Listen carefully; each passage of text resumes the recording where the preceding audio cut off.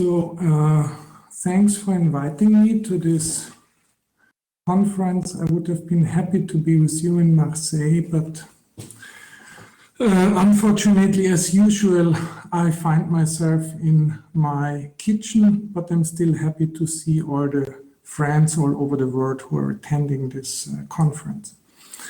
I am talking today about, on the one hand, a joint work with my former master student, Harpreet Singh, who is now PhD student with Martin Hira in London.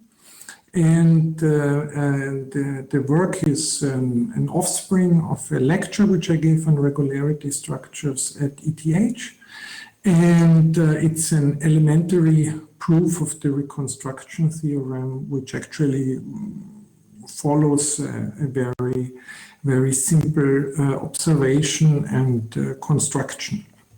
I want to ramify this proof, which I will present in the last third of the talk, ramified by some considerations on machine learning, which might be of interest when it comes to learning of these singular dynamics or understanding singular dynamics from a point of view of learning it from observations of certain systems. So that's the goal of the talk, and let me now look whether the slides work. Yes. So first I give a little introduction, which is also related to machine learning, and let me right away start. So one background from which I personally got interested into machine learning is, of course, mathematical finance. We have high-dimensional stochastic control problems, often of a non-standard type in finance. Also, low-dimensional control problems is one which has been presented in the morning on American options, are important control problems in finance. And still, even those lower dimensional problems from a numerical perspective and from a perspective of fully understanding its solution provide challenges. There are high-dimensional inverse problems in mathematical finance, the selection of models given a certain market situation. Does this? No, I have to do it like that. There are prediction tasks for choosing portfolios. One needs to predict market returns. Feature selection tasks, when you ask about which are the important dynamic features of, for instance, high-dimensional objects like limit order book.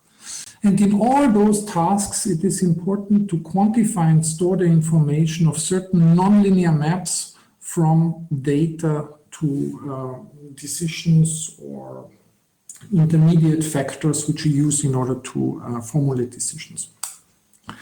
We shall always refer to that as input-output maps.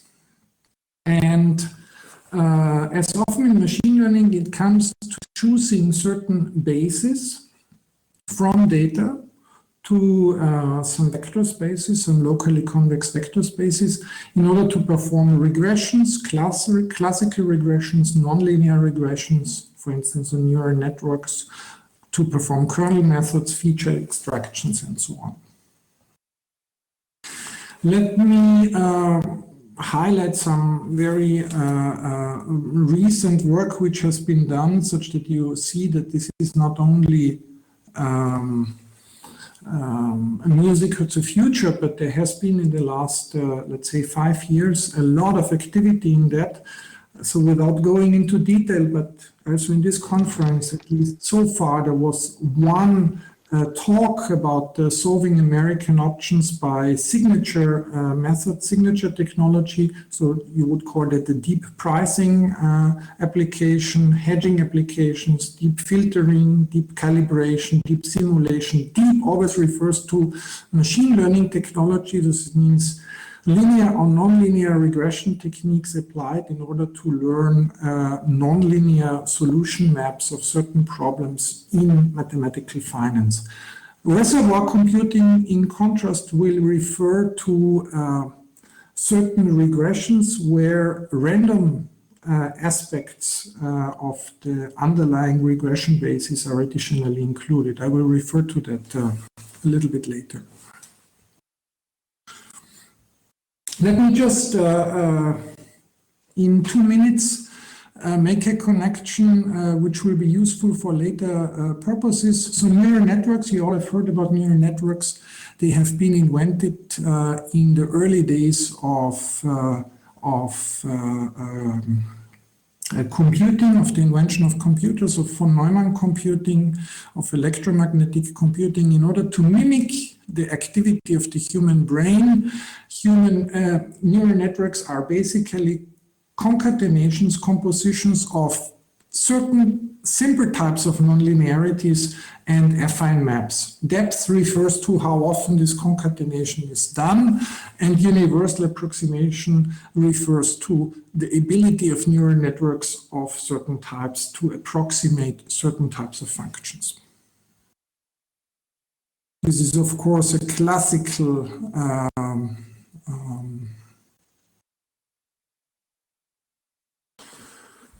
field of approximation theory, and as I said in the early days, this was McCulloch and Pitts was one of the first papers where neural networks are described a little bit more in detail.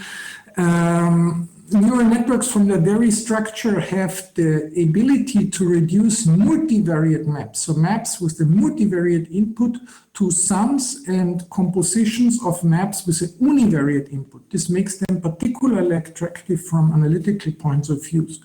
Just as to make a reference to that, there is Hilbert problem number 13, where Hilbert asks in his 1900 talk whether it is possible to write maps with 3 input slots as sums and compositions of maps with 2 input slots, and then answer was given many years later, about 60 years later, by Arnold and Kolmogorov independently, even though one was the PhD student of the other one, that actually any map of D variables can be written as sum and compositions of maps of one variable. And finally, the universal approximation theorem, this is not a representation theorem, this is an approximation theorem, tells that one hidden layer networks, so where you only once apply the nonlinearity to affine map and then regress over those functions which you obtain, that this is dense in continuous functions on compact sets. So this is somehow, in a nutshell, the theory in the 20th century from McCulloch, Pitts to Seebenko, Hornig, and others. What is behind? Of course, there's always behind the generic Stone-Weierstrass theorem. What does it tell? A Stone-Weierstrass theorem on compact or sigma-compact spaces tells that subalgebras, which are point separating in the continuous functions, are actually dense. There's a slight generalization to continuous functions taking values in locally convex vector spaces, and then you have submodules which are pointwise dense when you evaluate at one point x in k all elements of the submodule. When you have this property, then actually one can prove that this is a dense submodule in the whole module of y-valued continuous maps. So this is the Stone-Weierstrass background, which you always have there. And just let me make one very general definition, which might be a little bit unusual for the ones who have a background in machine learning. So I take 2 ingredients for the theorem, which I show you now. One ingredient is the so-called additive family. This takes the role of the affine functions. So this is just a closed under addition family which contains the one, and I forgot the most important statement here. It has to be point separating and closed under addition. And then I call an activation set a set of functions from 0, 1 to a locally convex vector space, which is invariant under affine transformations and dense. And having those two ingredients, one can immediately prove that if you take an activation set and insert into the activation set elements of the additive family, then actually you get, when you take the linear span of those guys, you get a dense subset of continuous functions from K to Y. And this yields actually two sorts of approximation results. One approximation result is using precisely the formula or the theorem which is proved on top. You have an additive family, meaning also that it is point separating. You insert it into such an activation set, and then you obtain what we call neural networks. Therefore, I should call the activation set NN on the compact space with values in Y. This is a classical universal approximation theorem. And another sort of approximation theorem which is often used is that you just right away have a subalgebra or a submodule satisfying the conditions which were on the page before, and this is then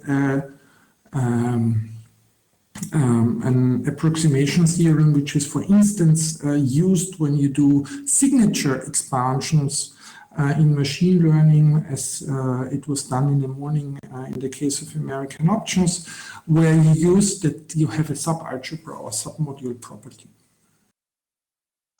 Okay, now for the last conceptual thing, what is reservoir computing? Reservoir computing is just, let's say, similar to the concepts before, but having an additional aspect that you do only train or learn the regression, and you choose the basis functions for the regression randomly.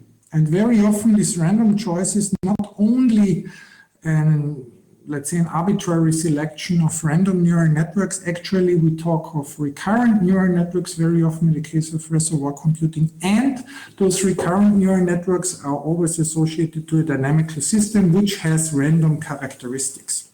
Yeah. And the training is, of course, done in a very quick way in such cases, because this is just a classical regression, and only the last layer is trained. So these are one theorem, this universal approximation theorem on, let's say, sigma compact or compact spaces, with two assumptions. Either you have an additive family point separating, and or you have submodule properties, and the other assumption is that you have some random choices of them, and if the random choice is large enough, you get good regression families. Let me now connect it to regularity structures in several respects. Yeah. So I want to show you connections of reservoir computing and universal approximation within regularity structures as a side result of this elementary proof. That's a particular way how to construct meaningful additive families, and also these underline a little bit more these relations to reservoir computing. So what is the guiding example you should have in mind? Take a stochastic differential equation, as it has been shown many instances in this conference. I write it in Stratonovich form, so we are in the area of geometric rough paths. All the vector fields are considered smooth, and you have your boundedness conditions such that global solutions exist. And then, of course, one knows that on Wiener space, we only have a measurable map from the Brownian path to the solution. If you consider rough path space where you add the second order integrals, you already get continuity.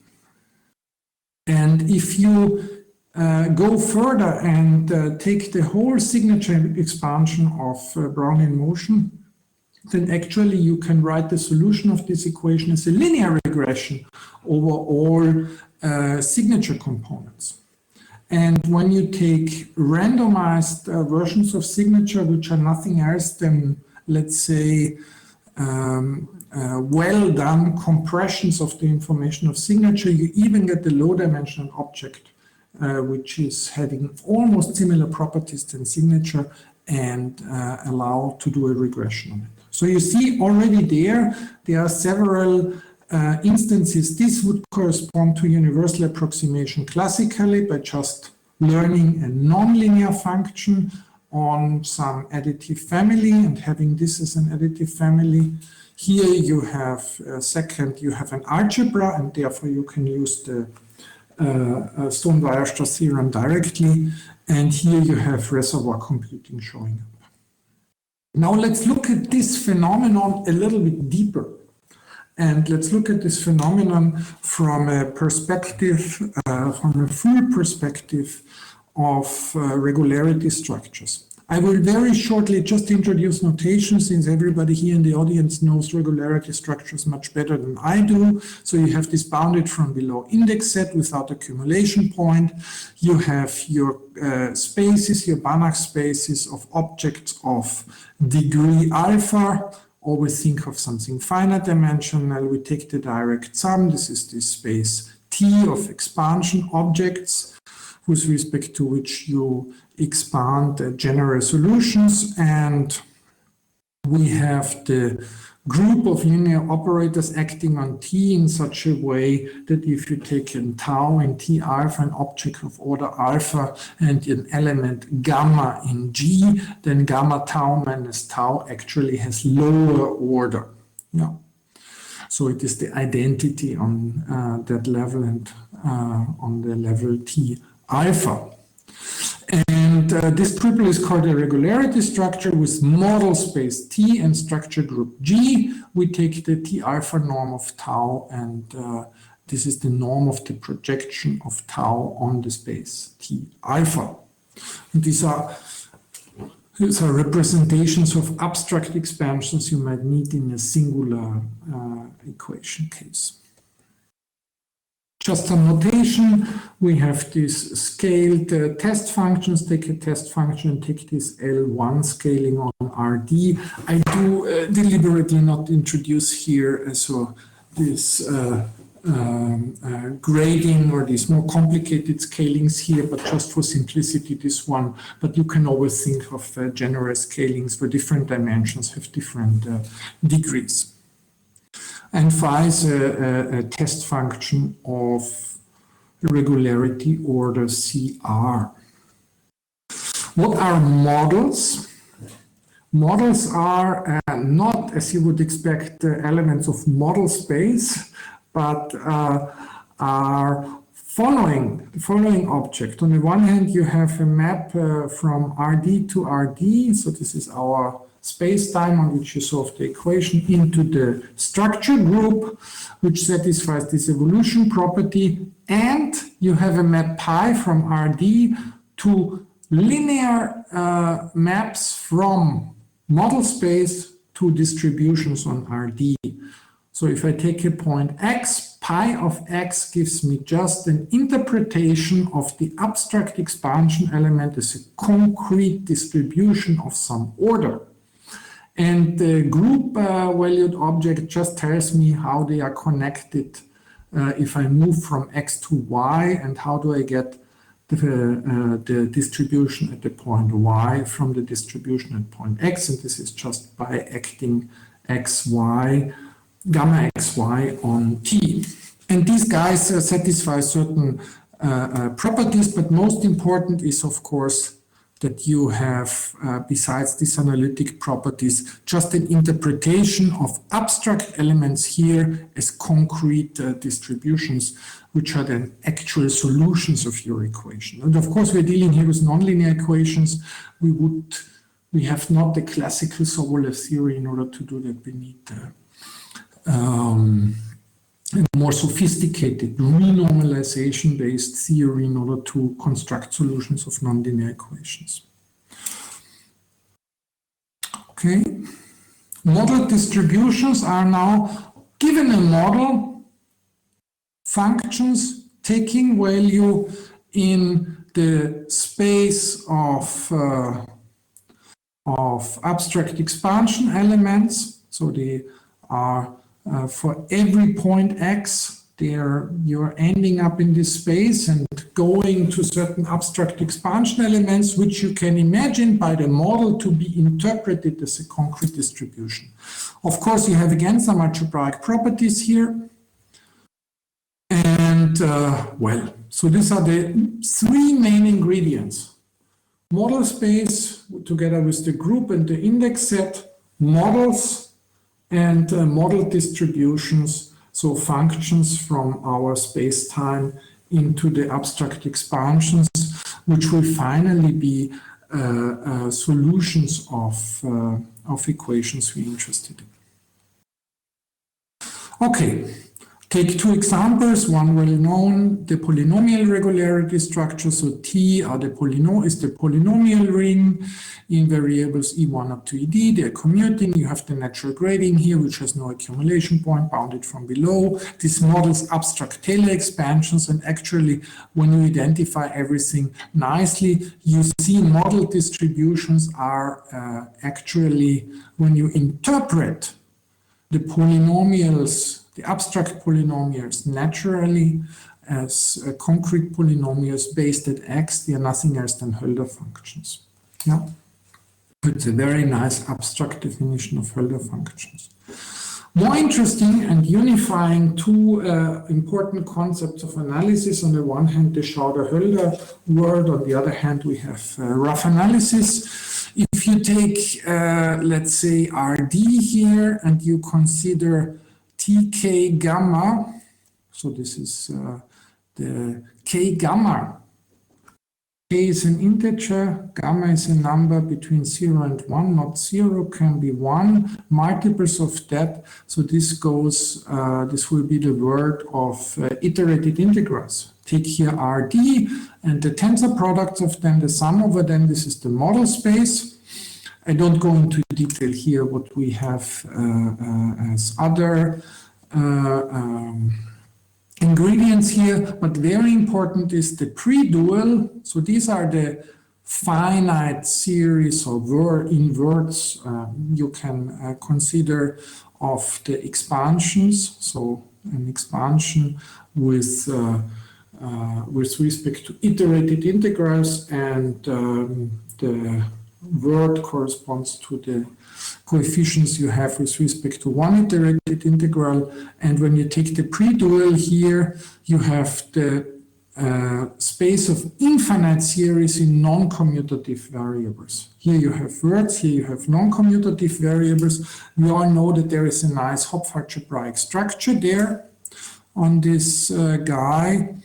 And when you consider for a given smooth path, let's say, or a finite variation curve, a continuous finite variation curves, all iterated integrals, and consider this infinite former series, and actually also this group action here, which is just adjoining left multiplication by the inverse in that way.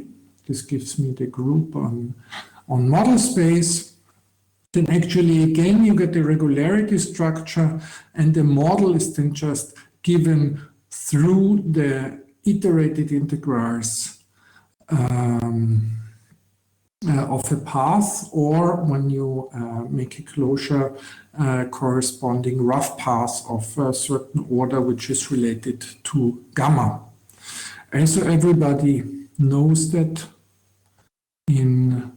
in the audience, and you have here the corresponding rough path can be given as evaluating, this is the definition of the model here, pi s is the model starting at s, evaluated at t, coefficient number a, which is a word, and this is just the pairing of the rough path or the iterated integrals, and you project out the guy with the word. So we talk here about geometric rough paths. Yeah.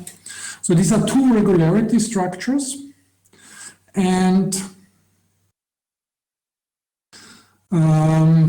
in the case of geometric rough paths, the coefficients of of the infinite power series, they actually form a point separating subalgebra. Point separating is not completely true. It's up to reparameterizations, but if you add time, it is actually really point separating. So this is the first case of our approximation theorem, where we just use the Weierstrass approximation theorem. In the case of polynomial regularity structures, you can rather think of classical universal approximation theorems. And when you consider signature or the iterated integers, this power series, as the solution of a dynamical system, you also get a connection to reservoir computing. The question is now here more precisely formulated: how is this in general? If we have a general regularity structure, is there a way how to come up with reasonable additive families, let's say in the second case, or even subalgebras in this general case, which can be used in order to learn, let's say, map from model space to the real numbers, or maps from model space to model distributions, classical solution maps. What should we use here? The problem is, of course, that models, when you look at them from a structured point of view, they are distributions, and you can neither insert them into nonlinear maps nor can you multiply them. So it is a question: how can we consider this analysis we need to do in order to get approximation theorems in generic regularity structures? And the idea is, of course, to come up with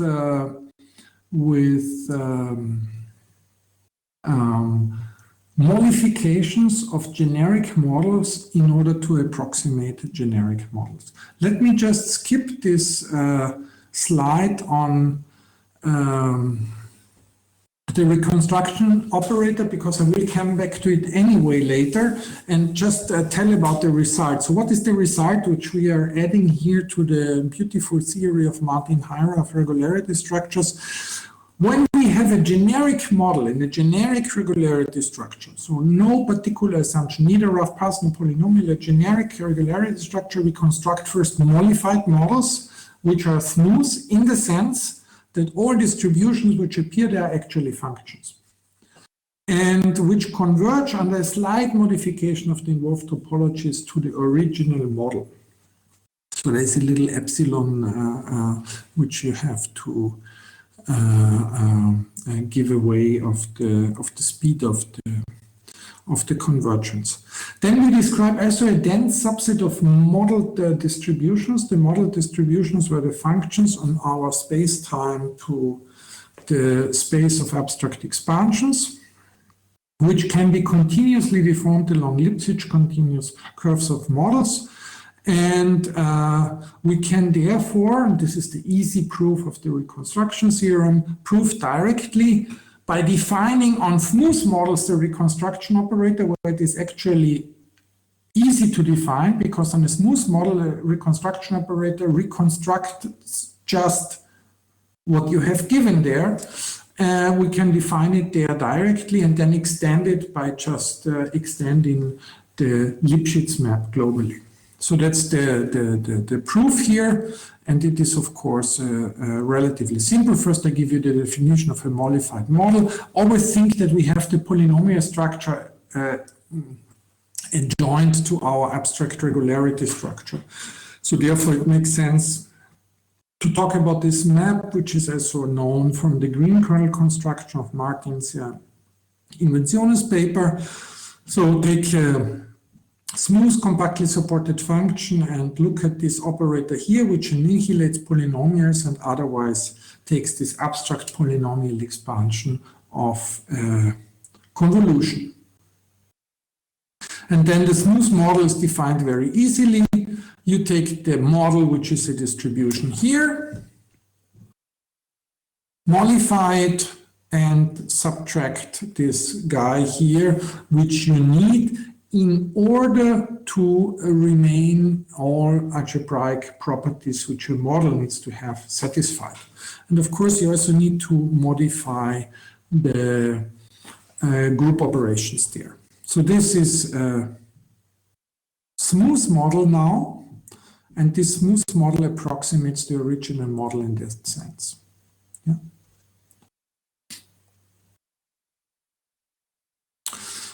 With modeling, with modifying model distribution, situation is a little bit more complicated, but also without going into detail here, because I see my time is almost over, right? What does my chairwoman or chairman say? The chairman says that you started late, so I think you have... I started late, yeah, I had 10 minutes I would say 10 minutes. I still have 10 minutes. I don't know, maybe the big boss could confirm that. I would say 10 minutes. I take another 5 minutes. I'm not sure. Okay, that's fine. Yeah, 5 minutes in order not to delay the conference too much. So modeling the model distribution, they come with a certain topology. We even prove it here for the Bezow variants of this topology. I don't walk you through the details of the definition here. Important is you have for parameters PQ those norms, even though these are not really norms because we are not talking of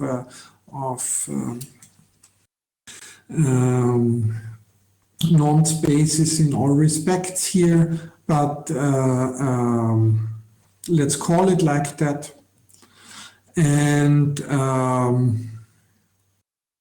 we would now like to analyze whether we can find maybe not a modification of a model distribution, but rather a dense subset which lies in those spaces of model distribution. And because when you think about modifications of a certain a model distribution, you could define, you would hope it would be possible to refine it in such a way. So a model distribution maps space-time to our abstract expansions. If you add this correction term from before, and you have actually this property, and this somehow looks very much as if the interpretation of the model distribution is actually precisely the modification. But it does not satisfy all properties. Model distributions need to satisfy all algebraic properties, and the correct guy has a third term. But this third term precisely needs this reconstruction operator, which we actually would like to construct with this technology. So therefore, taking modifications of model distributions directly is here at this point for our purpose of proof not a good idea. Better is to construct a dense subspace. The dense subspace can be easily constructed by the constants and an abstract, let's say, localization, multiplying. This is a multiplication between the generic regularity structure and the polynomials, which you can always define. And this then has the property that this is actually for every model a dense subspace of the modeled distribution space given a model. So it's not that we modify a generic modeled distribution, we rather provide a dense subspace. Right? This is this little statement here. This is of course not very difficult to prove.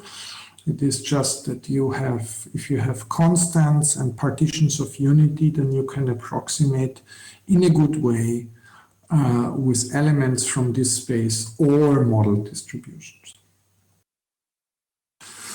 Okay, the approximation lemma we actually don't need here. Important is now this definition of the reconstruction operator. What is the reconstruction operator? Having a regularity structure and considering a model, then you can define, given that model, from the set of model distributions, to actual interpretations, to real-world functions or distributions, in this case, an operator which satisfies certain continuity conditions. It's continuous with respect to the model. Actually, Lipschitz continuous, and of course, it is continuous with respect to the modeled distributions.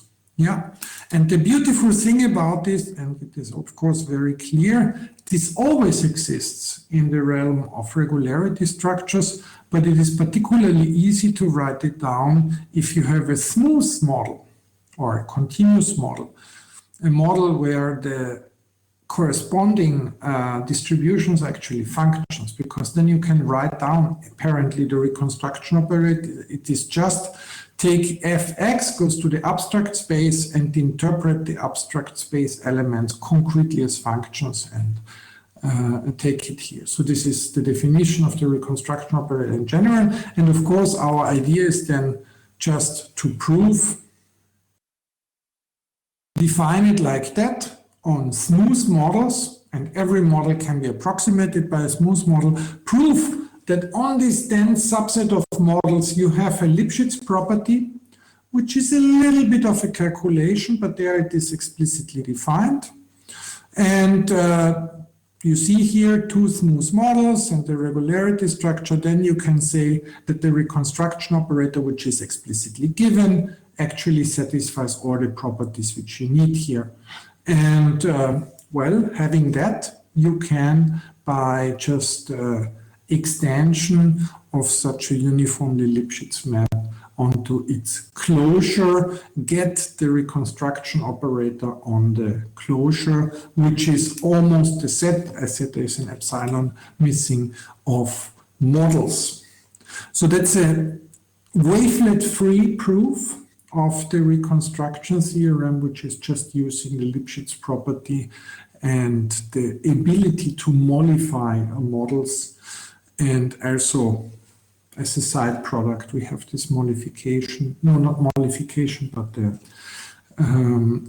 construction of a dense subspace here of model distributions. There are, of course, different proofs in that respect, which are, let's say, in spirit, probably very similar to that, maybe some even more general. Let me mention, I think there are proofs of Felix Otto and also Lorenzo Zambotti, and this is possibly incomplete. I'm not a full specialist in this area, but I just want to mention these two names now. My goal here at the end is just, after having said that, to come, and for the sake of simplicity, to what I mean with this machine learning perspective. So in general, you would say, if you have a certain nonlinear equation, you finally get a map which associates to a model distribution, and this model distribution is then reconstructed by the reconstruction operator. So this is what either a real-world system gives you from observation, so that you can get from data, at least at some points, or the solution of a certain equation gives you. The models are, for instance, rough paths, and then you have controlled rough paths, and then you can reconstruct everything and get the solution of the rough differential equation. And when you want to learn such types of maps, you are classically actually seeing a somehow unfriendly aspect, namely that the reconstruction operator, which finally gives you the real world object, actually uses averaging over models. Because models are in general not continuous and not smooth, and therefore, in order to evaluate the model at the wavelet function, this is in wavelet expansion here, microlocal analysis here, you have to average it. So this is, in terms of model, this is not really a solution, but it's an average over solutions over space-time. And the contribution which you have here is to say, well, actually, you can also say that it is possible to approximate this guy here, since this will be Lipschitz and the reconstruction is Lipschitz, and also also Lipschitz in the model, it will be possible to approximate this guy here at some point by its values on modified models, which are real models in the language of regularity structures, and there you have often a very concrete idea how the solution looks like. And actually the final statement of this whole talk comes that when using modified models, you can use this type of expression here. On modified models, you have possibly a very concrete idea what the solution is like. There you can also learn the solution depending on what you would like to do, but you can create now additive families, point separating on these modified models, learn coefficients there in the sense of classical machine learning, and then use by the Lipschitz properties the generalization properties for, let's say, non-smooth models. In that sense, I can now complete my talk with two references. One, of course, is the Inventiones article of Martin, and the other one is this paper of Harpreet and myself, which you can find in Archive, an elementary proof of the reconstruction theorem with an application to machine learning. Thanks a lot for your attention. Okay, thank you, Josef. So are there questions for Josef? Questions? I was wondering for your concrete applications, do you really need the full strength of the regularity structure theory, or would you be okay with something more, I don't know, simplified? I would say, I mean, it depends what you would like to learn. If you have a system which is really a singular SPDE, you need, in order to learn from, or in order to get the knowledge that the solution map of the renormalized equation is in one or the other senses continuous, or even Lipschitz continuous on the set of models, you need regularity structures, I would say. So if you believe that regularity structures are a good framework in order to solve certain singular equations, then you need them. Because you need to have an idea that modified models also talk within a certain setting about the non-modified models. In that sense, I would say yes, you need it. Yeah, but you might want to discuss with practitioners, or yeah, I don't know if there would be. Do you think they would be interested in the full model, or? I mean, they're always interested whether it is reasonable to go to, let's say, rougher and rougher inputs and you still have a stable outcome, and how to understand the equation which you're looking at. So I mean, in finance, for instance, even though this is not really a theory where you need regularity structures, but stochastic differential equations, which are also one instance of rough analysis, there is, of course, a big interest. It's very interesting to make clear what modified models to what they are converging and what they are not approximating. In that sense, I would say yes. It depends on the field, of course. Okay. Thank you. Are there more questions? I have a question for Josef. I was wondering, have you looked into Koopman theory and whether and what are the relationships between Koopman theory and what's going on with rough paths? Sort of both are involving lifting something to an infinite dimensional system so that you can learn linear maps. But I never quite spent time on trying to understand if there is any real connection or they're just both similar techniques. I mean, if I understand correctly what Koopman theory is, and I'm definitively not an expert in that, it is just a relationship between transport equations and ODEs. So transport equations as certain types of differential equations on maps, real valued maps on state space, and ODEs as nonlinear equations, dynamical systems. There is a one-to-one relationship, and sometimes it is very reasonable to consider this other representation of dynamical systems on function spaces instead of the original nonlinear dynamical system. In reservoir computing, which is one field which I'm very interested in, this plays a certain role because it is an immediate linearization of the dynamics for the price of getting infinite dimensional, and in many respects this has advantages in order to approximate the original system by having this infinite or high dimensional linear systems. But it's in that case rather a technique of proof than a technique of